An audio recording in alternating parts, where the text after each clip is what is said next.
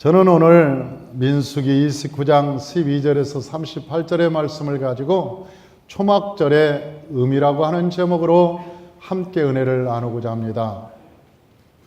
오늘 본문에 보니까 장막절이라고 되어 있는데 이 장막절이나 초막절은 같은 의미죠. 똑같은 의미를 가지고 있습니다. 그런데 오늘 본문을 읽어보면 소 잡는 얘기, 양 잡는 얘기, 계속 첫째 날, 둘째 날, 그래서 일곱째 날까지 계속 잡기만 하고, 그것을 읽어보면 과연 오늘날 이 초막절의 의미가 무엇인가 잘 알 수가 없습니다. 그래서 저는 좀 더 쉽게 이 초막절이 무슨 날인가, 이 왜 초막절이 추수감사주일인가 하는 것에 대해서 살펴보고 함께 은혜를 나누려고 하는 것이죠. 이스라엘에는 3대 절기가 있었습니다.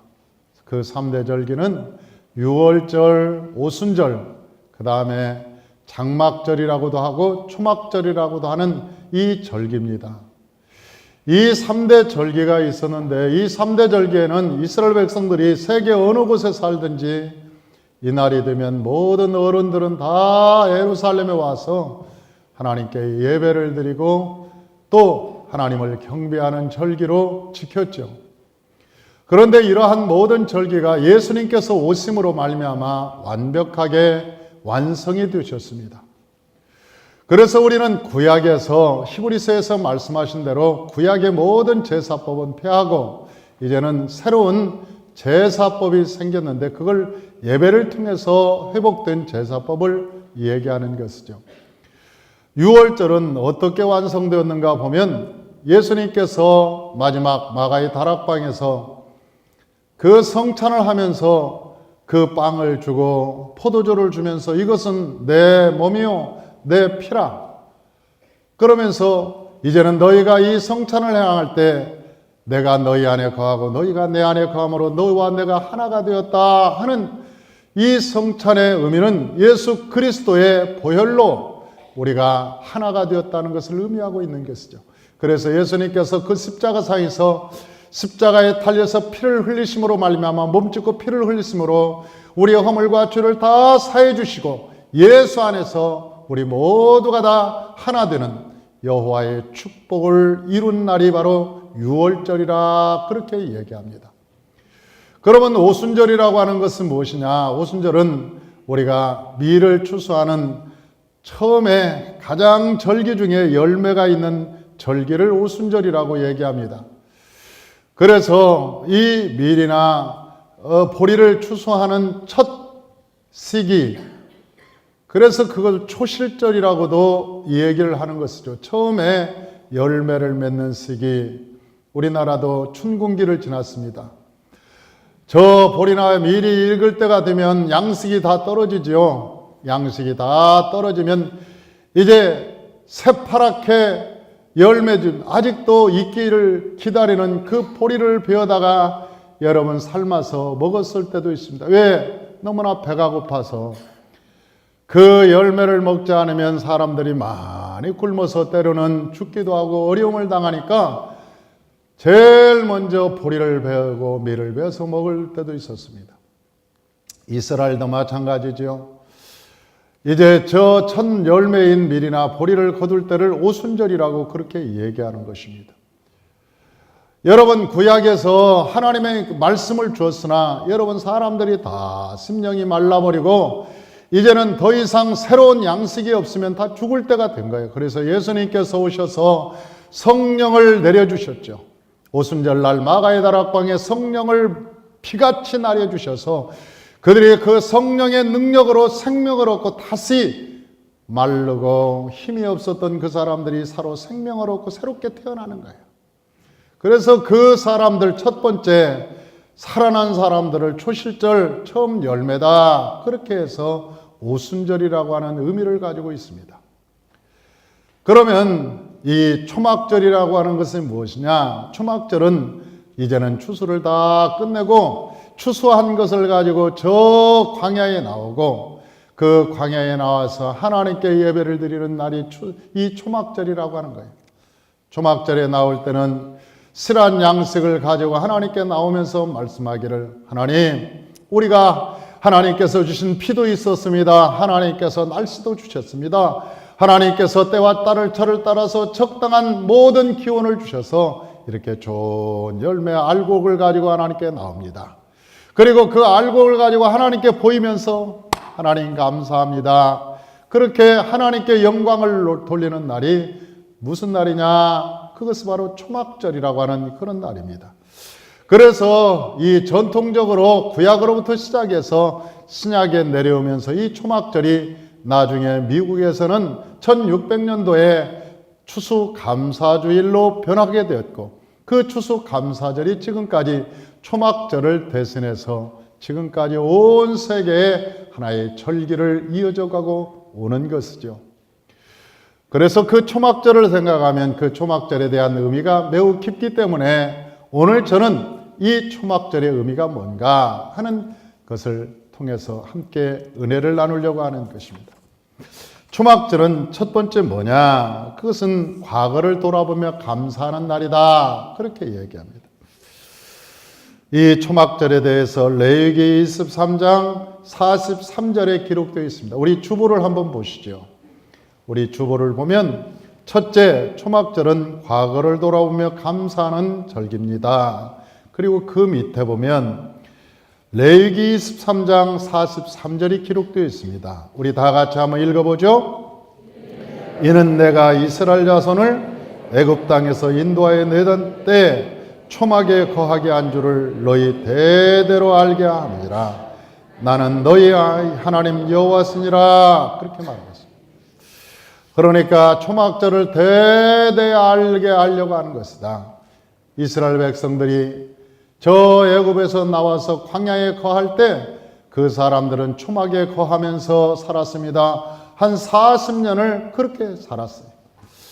초막에 살았음에도 불구하고 하나님께서 그들을 지키시고 보았으므로 머리카락 하나도 상하지 않고 발이 부르트지 않고 옷이 헤어지지 않고 먹을 것이 없어서 죽지 않는 하나님의 백성들이 은혜를 입었다. 그렇게 얘기하고 있습니다.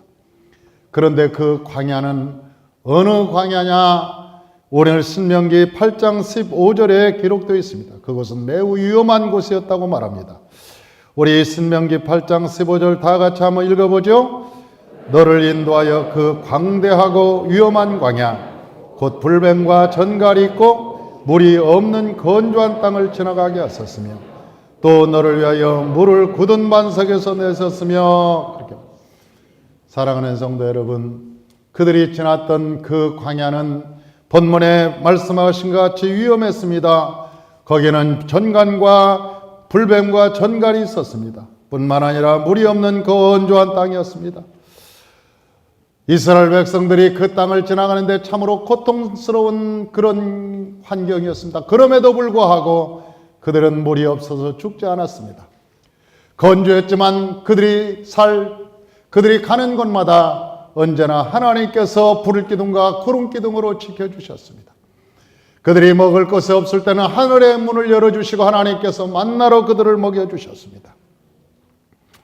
그리고 그들은 무사히 건너가서 가나안 땅을 하나님이 선물로 받았죠. 우리가 인생을 살아갈 때 과거를 생각해 봅니다. 충청도 말로 깨딱이란 말이 있습니다. 깨딱 잘못했으면 큰일 날 뻔했어. 그 깨딱이란 말이 있습니다. 저는 과거에 생각해 보면 저도 깨딱 잘못했으면 여기에 못 있습니다. 저는 나무 타기를 참 좋아해서 이 나무를 어렸을 때부터 굉장히 나무를 타기를 좋아해서 나무로 올라갔는데 한 번은 제가 나무에 높이 있는 매미를 잡으러 갔다가 그 꼭대기에서 떨어졌습니다.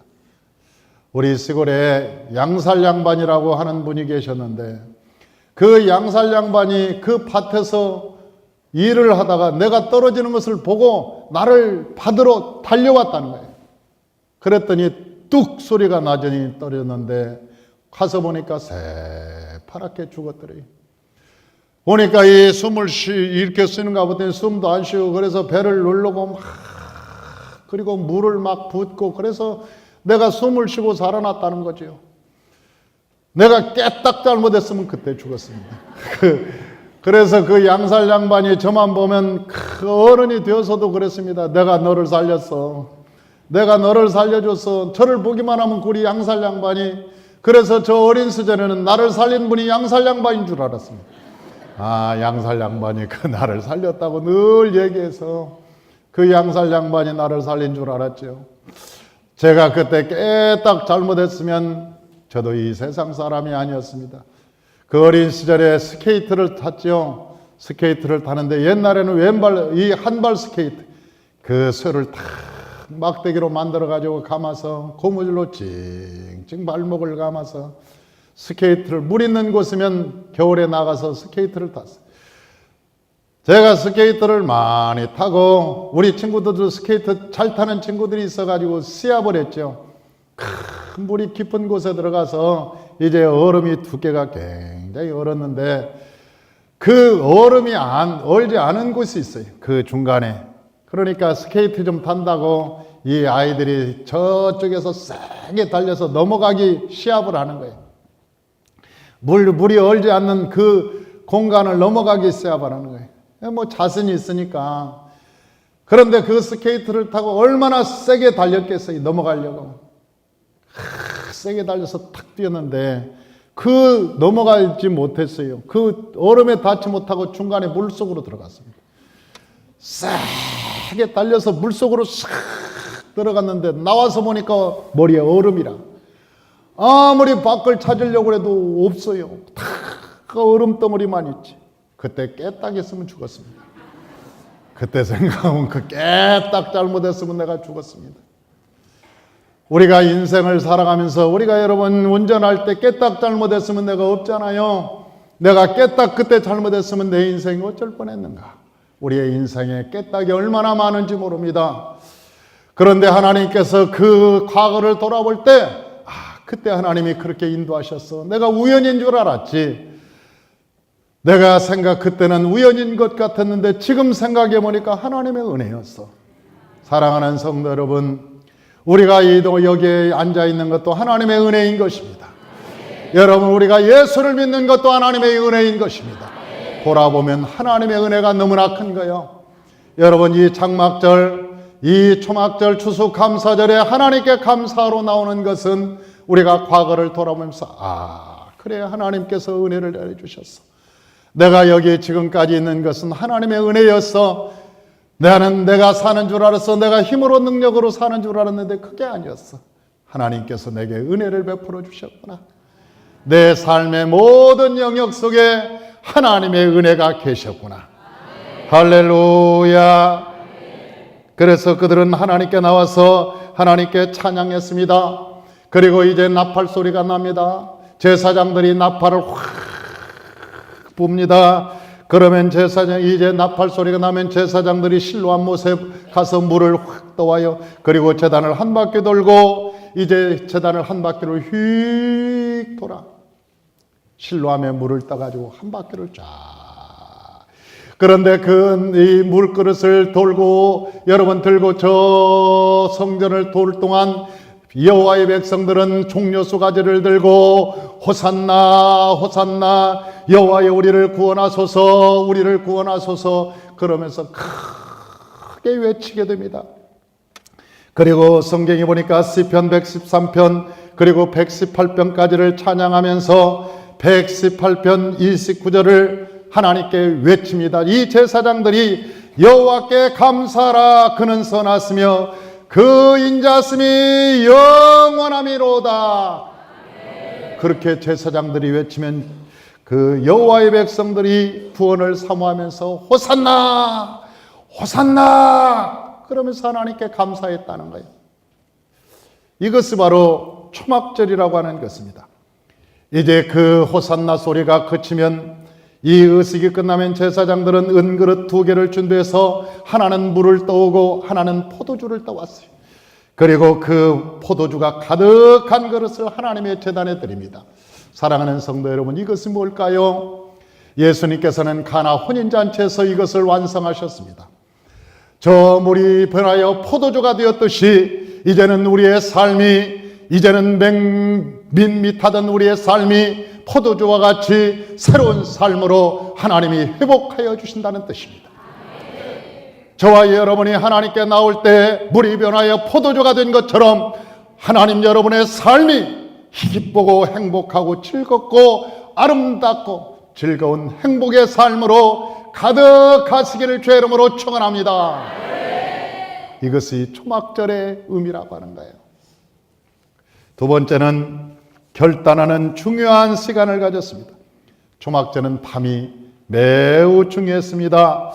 이 밤이 되면 제사장들이 나무가지를 꺾어서 옵니다. 그런데 그 나무가지가 어떻게 생긴 나무가지냐 봤더니 7 촛대가 있는 그런 나무가지. 그런데 그 7 촛대에 여러분 거기에다가 다 7 가지에다가 뭘 꽂느냐, 이 촛불을 다 꽂아요.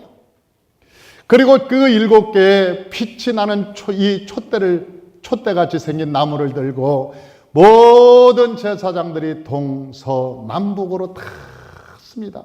그러면 사방에 그 빛으로 찬란하게 빛나는데 그 빛에 비춰서 백성들이 여호와께 찬양을 하는 거예요. 어떤 찬양을 하느냐? 시편, 여기에 보니까 시편 120편에서 134편의 찬양을 여호와께 부릅니다.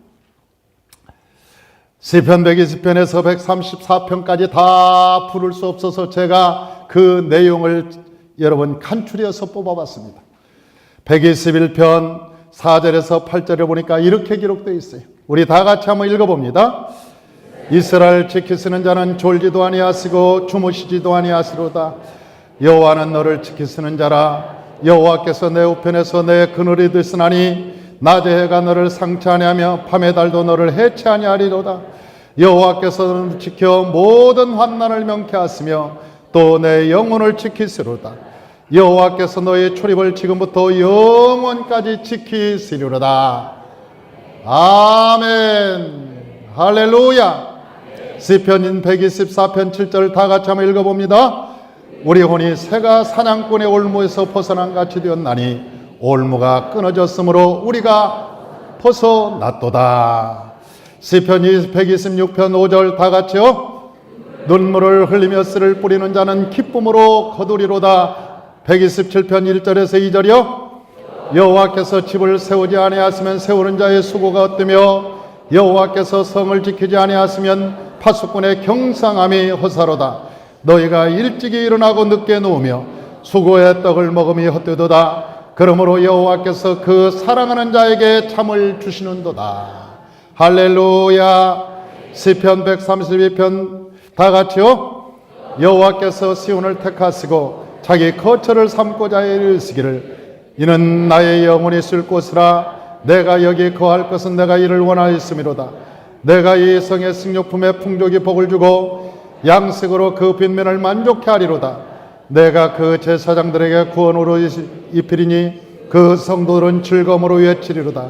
내가 거기서 다윗에게 뿌리기 나게 할 것이라. 내가 내 기름 분 자를 위하여 등을 예비하였도다. 내가 저의 원수에게는 수치의 옷을 입히고 저에게는 면류관이 빛나게 하리라 하셨도다. 할렐루야.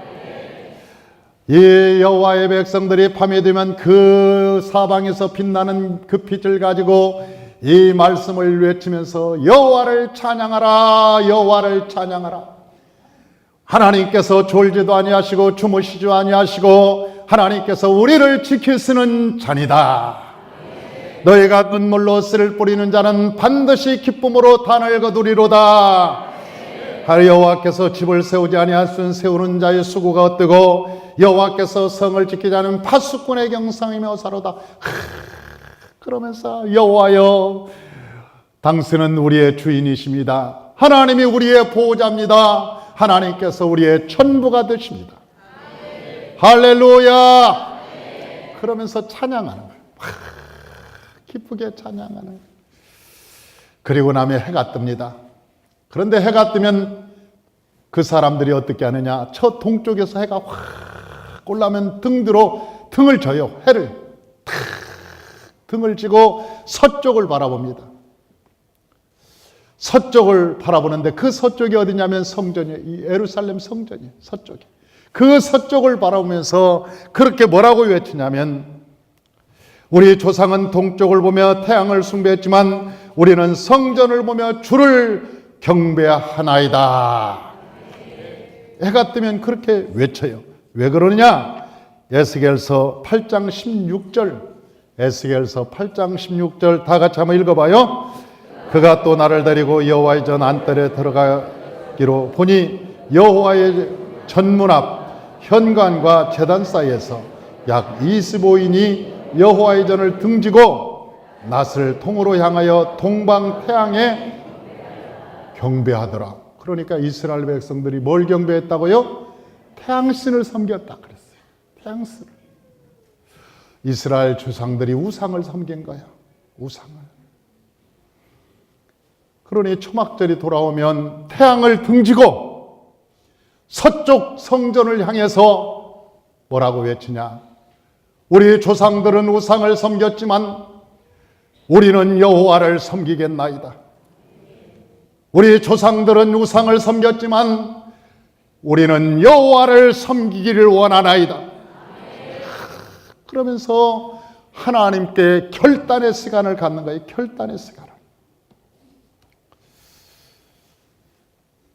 얼마 전에 대구의 유명한 교회 목사님이 은퇴를 42년인가 목회를 하고 아주 유명한 목사님입니다. 큰 교회를 하신 목사입니다. 은퇴를 하고 3가지 후회하는 말을 합니다. 그런데 그 후회하는 말 속에 한 가지가 제 마음에 비수처럼 꽂히는 말이 있었습니다. 나는 42년 동안 목회에 성공했다고 생각했습니다.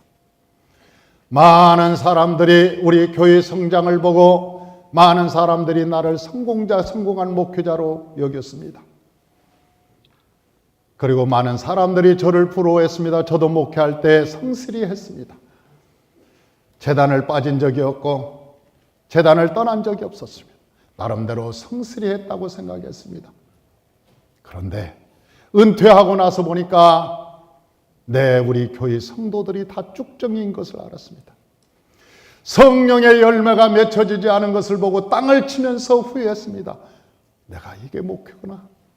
내 목회의 결과가 이것이구나. 큰 후회함이 있었습니다. 그러나 이미 시간은 지나버리고 말았습니다. 더 이상 돌아갈 수 없었습니다. 사랑하는 성도 여러분, 목회자들이 여러분 목회를 할 때 농사를 짓는 것과 같은데 농사가 다 끝나고 추수할 때 여러분 추수할 것이 없고 쭉정이라면 여러분 그 농부의 마음은 어떻겠습니까? 우리가 추수할 때가 됐는데 열매가 없다면 여러분은 어떠하겠습니까?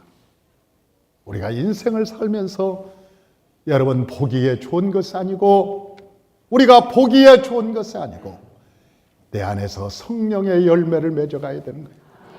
성령의 열매를 맺어가야 되는 거예요. 여러분 이 세상의 완장은 다 헛된 것입니다. 이 세상의 명예권세 부귀영화도 여러분 지나가는 것입니다. 그러나 초막절에는 뭘 가지고 오느냐? 쭉정이 가지고 오는 게 아닙니다. 초막절에는 알곡을 가지고 여호와께 오는 것입니다. 이 알곡을 가지고 하나님께 와서 하나님 내가 여호와께 이 한 해의 결실을 가지고 왔습니다. 하나님 내 열매가 이것입니다. 어떤 사람은 사과의 열매를 가지고 오고 어떤 사람은 쌀의 열매를 가지고 왔겠죠. 저와 여러분의 열매는 무엇이냐는 것이죠. 저와 여러분의 열매는 저와 여러분의 열매 초막절에 하나님께 나올 때 여러분 이 세상을 떠나고 이 세상이 끝나고 여러분이 하나님 나라에 떠날 때 예수님 앞에 네 열매는 뭐냐고 물어볼 때 내 열매는 이것입니다. 내 삶을 살 동안 하나님께서 주신 열매입니다. 하나님이 주신 힘으로 하나님이 주신 성령의 능력으로 하나님이 주신 말씀으로 이 열매를 맺었습니다. 그 하나님 주님께 자랑할 열매가 가득하시기를 주의 이름으로 축원합니다. 할렐루야. 세 번째는 그들에게 소망이 있었다고 하는 것입니다. 소망이란 기대감을 의미합니다. 그래서 소망은 자격이 있는 자가 갖는 특권입니다. 실력이 있는 자는 합격을 소망합니다. 돈을 가지고 있는 자는 부자를 소망합니다. 있는 자는 그것을 소망합니다. 그런데 유대인은 하나님을 소유하고 있기 때문에 천국에 대한 소망을 가지고 있었습니다. 그들은 세상을 넉넉히 이길 믿음이 있었습니다. 그리고 천국의 주이신 하나님만 섬기겠다고 초막절에 그들은 고백했던 것입니다. 사랑하는 성도 여러분, 저와 여러분의 삶의 이 여정이 나그네 길인 것을 알아야 됩니다. 이스라엘 백성들이 그 광야를 지날 때 엘림이라고 하는 곳에 엘림이라는 곳이 있었습니다. 그 엘림은 12샘이 있고 70여 종려수가 있었던 아름다운 땅이었습니다. 그러나 그들은 거기에 오래 머물지 않았습니다. 왜냐하면 그들이 가야 할 땅 가나안 땅이었기 때문에 그렇습니다. 광야에서 아무리 좋은 땅일지라도, 그것에 아무리 물이 넉넉하고 숲이 우거진 곳이라도 거기에 텐트를 오래 쳐서는 안 됩니다. 어떤 사람은 그것이 너무나 좋아서 그 텐트에 그 지주팩을 너무나 깊게 박아가지고 지금도 못 뺐대잖아요. 그 빼다가 다른 사람 다 갔대요. 그런데 지금도 그 지주팩 빼고 있대잖아요. 너무나 깊게. 여기에서 사는 것뿐만이다. 그래서 그 지주핀을 너무나 깊게 박아서 야곱이라는 사람이 있었습니다. 그런데 그 야곱은 하나님께서 밧다라남에서 부를 때 베델로 가라고 그랬죠. 그런데 그 베델로 가다가 세겜 땅이라고 하는 것을 만났습니다. 세겜을 보니까 좁디다. 왼쪽에는 그리심산이 있고, 왼쪽에는 에발산이 있고 오른쪽에는 그리심산이 있고 구릉지인데 거기에는 물이 흐르고 초지가 넉넉한 곳입니다. 지금도 세겜 땅에 가면 그렇게 아름다운, 그 이스라엘에서 폭이 드문 땅입니다. 세겜이. 야곱이라고 하는 사람이 그 땅을 가다가 너무나 좋다. 여기다 진을 치자. 그래서 100크스타를 주고 그 땅을 사가지고 뭐라고 했느냐? 엘엘로헤 이스라엘. 그렇게 이름을 딱 치고 간판을 세웠습니다. 이 땅에서 조금 쉬었다 가자. 사업 좀 하고 이 땅에서 좀 재물 좀 모아서 저 베델로 가자. 그랬겠죠. 그런데 그 세겜 땅에서 야곱은 큰 사건을 겪겠습니다. 외동딸이었던 디나가 가나안 강간을 당하고 두 아들이 레이와 시몬이 살인자가 되어서 나중에는 베크스타로 산준 땅도 버리고 모든 우상을 다 빼어서 상수리 나무에 묻고 베델로 야밤 도주하는 그런 삶을 살았습니다. 하나님께서는 원래 그 세겜 땅에 머물길 원하지 않았습니다. 야곱에게 하나님께서 가라고 지시한 땅은 베델이었습니다. 만약 그가 베델로 갔더라면 그의 딸에게도 그의 아들에게도 그런 수치는 없었을 것입니다.